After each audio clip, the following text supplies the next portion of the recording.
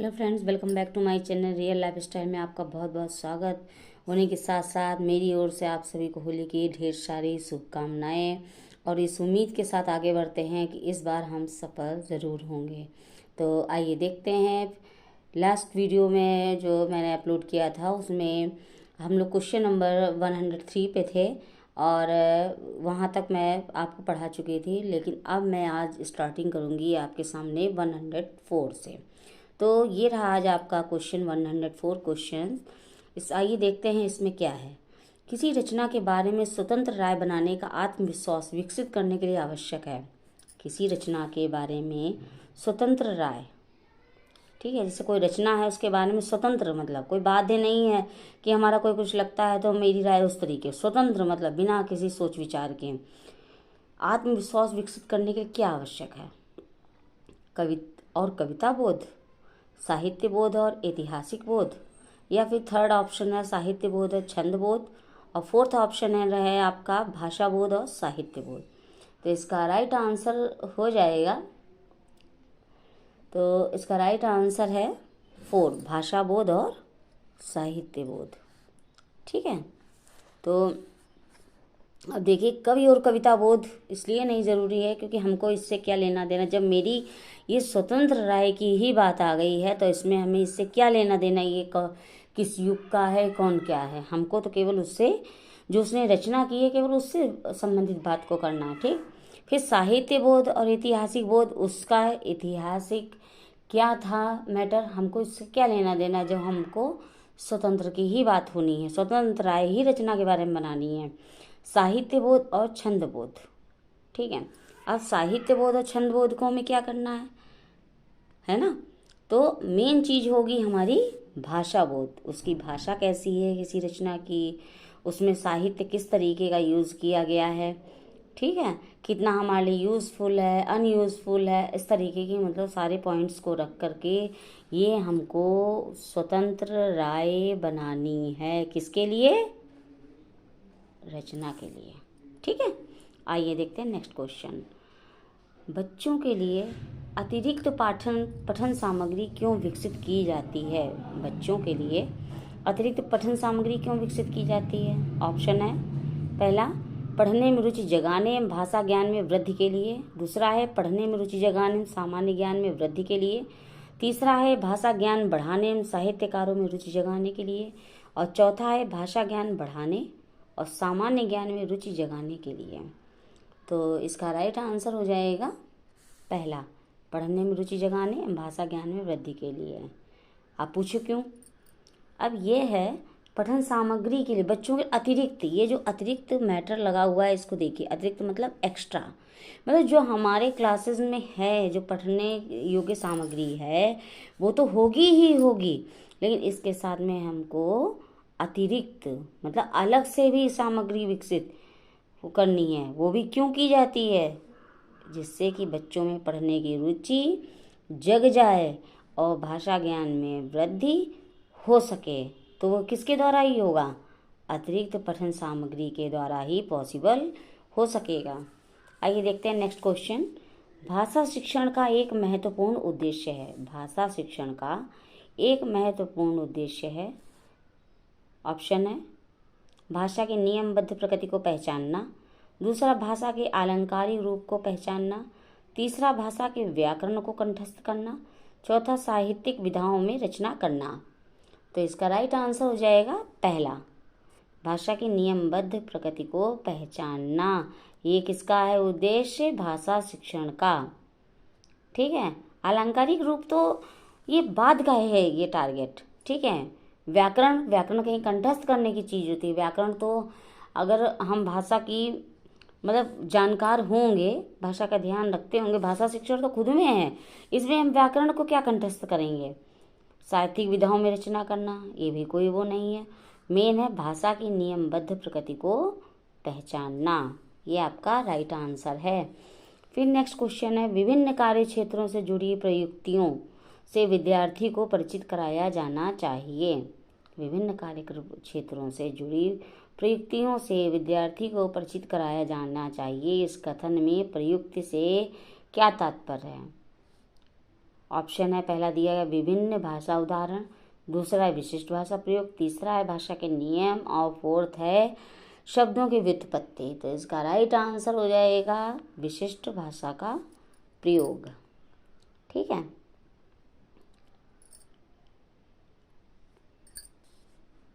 फिर है भाषा शिक्षण की किस विधि में मातृभाषा को मध्यस्थ नहीं रखा जाता है। भाषा शिक्षण की किस विधि में मातृभाषा को मध्यस्थ नहीं रखा जाता है। ऑप्शन है पहला व्याकरण विधि, दूसरी सूत्र विधि, तीसरी अनुवाद विधि और चौथी है प्रत्यक्ष विधि। तो इसका राइट आंसर हो जाएगा प्रत्यक्ष विधि। भाषा शिक्षण की किस विधि में मातृभाषा मध्यस्थ नहीं रखा जाता है, प्रत्यक्ष विधि में। दोस्तों भाषा संबंधित क्वेश्चन है, इसलिए इनको बहुत अच्छे से ध्यान देके पढ़िएगा। ठीक है, फिर नेक्स्ट क्वेश्चन है भाषा शिक्षण के संदर्भ में किसी शिक्षक के लिए सर्वाधिक महत्वपूर्ण है। भाषा शिक्षण के संदर्भ में किसी शिक्षक के लिए सर्वाधिक महत्वपूर्ण है, क्या है। ऑप्शन है पहला पाठ्यचर्या सहगामी क्रियाओं का आयोजन करना, दूसरा है भाषा प्रयोग के अधिक अवसर प्रदान करना, तीसरा है निर्धारित पाठ्यक्रम को पूरा करना और चौथा है परीक्षा आयोजन करना। तो इसका राइट आंसर हो जाएगा दूसरा, क्या है, भाषा प्रयोग के अधिक अवसर प्रदान करना। ठीक है, किसके लिए सर्वाधिक महत्वपूर्ण है, किसी शिक्षक के लिए, किसी टीचर के लिए ये सर्वाधिक महत्वपूर्ण है। फिर नेक्स्ट क्वेश्चन है सतत आंकलन का उद्देश्य यह जानना है कि सतत आंकलन, सतत मतलब लगातार। ठीक है, लगातार आंकलन का उद्देश्य यह जानना है कि बच्चे कैसे सीखते हैं, बच्चे क्यों नहीं सीखते हैं, बच्चों ने कितना सीखा है, बच्चों ने क्या सीखा है। सतत आंकलन, समझ रहे हैं ना। तो इसका राइट आंसर हो जाएगा बच्चे कैसे सीखते हैं। ठीक है, अब जब रोज रोज किसी चीज़ का आंकलन करेंगे तो हमारा उद्देश्य यही होगा बच्चे कैसे सीखते हैं। ठीक है, कौन सी विधि उनको अच्छी लग रही है, किस विधि में उनको डिफ़िकल्टी फील हो रही है, किसमें वो ईजिली मतलब वो कर पा रहे हैं बिहेव। तो ये चीज़ क्या होती है, सतत आंकलन का उद्देश्य बच्चे कैसे सीखते हैं। फिर नेक्स्ट क्वेश्चन है जब शिक्षिका पूछती है, यहाँ पर कंडीशन देखिए दी गई है, जब शिक्षिका पूछती है कि हम भी सफल होंगे, इस वाक्य में भी लगने से अर्थ में क्या अंतर आता है। तो इसका आशय है शिक्षिका बच्चों को, ऑप्शन है अवलोकन क्षमता के अवसर देना चाहती, दूसरा भाषा की बारीकियां समझाना चाहती, तीसरा व्याकरण सिखाना चाहती है, चौथा परीक्षा के लिए तैयार करना चाहती है। तो इसका राइट आंसर हो जाएगा दूसरा, भाषा की बारीकियां समझाना चाहती है। ठीक है, फिर नेक्स्ट क्वेश्चन है हिंदी भाषा के शिक्षक के रूप में आपके लिए सबसे कम महत्वपूर्ण क्या है। हिंदी भाषा के शिक्षण के लिए आपके लिए सबसे कम महत्वपूर्ण क्या है। भाषा प्रयोग की दक्ष क्षमता का विकास, दूसरा व्याकरणिक नियमों की जानकारी, तीसरा है भाषा कौशलों का ज्ञान और चौथा है संवैधानिक मूल्यों की जानकारी। तो इसका राइट आंसर हो जाएगा 4, संवैधानिक मूल्यों की जानकारी। फिर नेक्स्ट क्वेश्चन है साहित्य की किस विधा के शिक्षण में सस्वर पठन सर्वाधिक अपेक्षित है। ठीक है, साहित्य की किस विधा में शिक्षण में सस्वर पठन सर्वाधिक अपेक्षित है। ऑप्शन नीचे दिए रहते हैं जिसमें है आत्मकथा, संस्मरण, एकांकी और जीवनी। तो इसका राइट आंसर हो जाएगा एकांकी। पठन जिसमें मतलब पढ़ने वाला सर्वाधिक अपेक्षित जिसमें हो वही वो है किसमें, एकांकी में। फिर नेक्स्ट क्वेश्चन है प्राथमिक स्तर पर हिंदी भाषा में अभिव्यक्ति परखने के लिए आप किस प्रश्न को सर्वाधिक महत्वपूर्ण समझते हैं। ऑप्शन है लोकगीत संस्कृत के परिचायक होते हैं का कथन पर अपने विचार व्यक्त कीजिए, दूसरा आंखों पर पड़ा पर्दा मुहावरे का वाक्य में प्रयोग कीजिए, सेना ने पार्क को क्यों घेर लिया था, चौथा लेखक ने ऐसा क्यों कहा कि ताज़ा बर्फ धोखा देने वाला होता है। ठीक है, तो इसका राइट आंसर हो जाएगा दूसरा, आंखों पर पड़ा पर्दा मुहावरे का वाक्य में प्रयोग कीजिए। फिर है नीचे आप देख रहे होंगे निम्नलिखित काव्यांश को पढ़कर दिए गए प्रश्नों सबसे उचित उत्तर का विकल्प चुन के गरजते घन घनन घन घन नाचता है मोर सा मन, ऐसी पड़ी झरझर झड़ी, भीगा मन बदन बेसुध है मन। आज वर्षा अजब आई, बह रही मस्त पुरवाई, नदी है द्वार तक आई, मेघों से लिपट कर सो गया सूरज, ले रहे खेत अंगड़ाई, आज वर्षा गजब आई। तो देखा दोस्तों, ये रहा आपका पद्यांश। ठीक है, अब इसी के बेस पर ही क्वेश्चन 115 से यहाँ पे 115 से 20 तक आएंगे। आइए देखते हैं इस पर इन्होंने क्या मतलब क्वेश्चंस को बनाया है। आइए देखते हैं। बेसुध है मन कहकर कवि बताना चाहता है कि मन गाने लगता है। दूसरा है झूमने लगता है। थोड़ा सा प्रॉब्लम आ रही है दोस्तों, ठीक है, ओके। गाने लगता है, झूमने लगता है, पानी से भीग जाता है, मस्त हो जाता है। तो इसका राइट आंसर हो जाएगा मस्त हो जाना। बेसुध है मन कहकर किसका मतलब है मस्त हो जाना। फिर नेक्स्ट क्वेश्चन है, खेत अंगड़ाइयाँ ले रहे हैं क्योंकि सुबह हो गई, वे नींद से जग रहे हैं। या फिर दूसरा, उन्हें बहुत आनंद आ रहा है। तीसरा है सूर्य दिखाई नहीं दे रहा। और चौथा है सूर्य के सो जाने से उन्हें भी नींद आ रही है। तो इसका राइट आंसर हो जाएगा, ठीक है। तो दोस्तों फोर्थ इसका राइट आंसर हो जाए, सूर्य के सो जाने से उन्हें भी नींद आ रही है। फिर है गरजते घन घनन घन घन में अलंकार है, रूपक, श्लेष, उपमा, अनुप्रास। तो इसका राइट आंसर है अनुप्रास।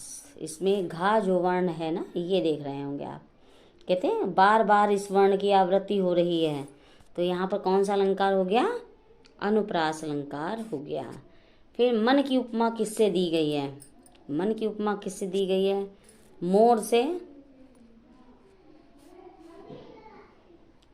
सावन से, बादलों से, वर्षा से। तो इसका राइट आंसर हो जाएगा मोर से। फिर नेक्स्ट क्वेश्चन है, लिपट कर सो गया सूरज का भाव है कि सूर्य थक गया है, छिप गया है, नींद में है, खो गया है। तो इसका राइट आंसर हो जाएगा छिप गया है। फिर नेक्स्ट क्वेश्चन है, पूर्वाई से आशय है, पूर्व की ओर बहने वाली पवन, मदमस्त करने वाली पवन, पूर्व से आने वाली वायु और पूर्व को बहने वाली नदी। तो इसका राइट आंसर हो जाएगा पूर्व से आने वाली वायु। तो कौन सी कही जाएगी, पूर्वाई। तो ये रहे दोस्तों आज आपके अच्छे से प्यारे प्यारे क्वेश्चंस हैं, जो इन्हीं में से ही आपके पेपर में फंस जाते हैं और हम सभी मिलके कभी कर लेते हैं तो कभी अटक भी जाते हैं। तो आइए दोस्तों, इन सब की हम सब लोग प्रैक्टिस करें और खूब अच्छे से पढ़िए। Okay, bye bye.